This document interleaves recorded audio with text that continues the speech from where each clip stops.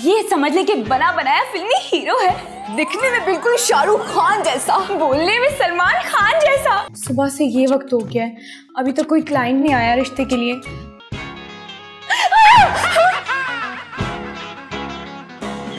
Sir ये यहाँ है।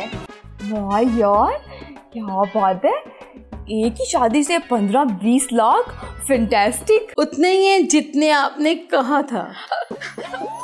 पहले आप मुझे ये बताएं वो मेरे होने वाली कहाँ है?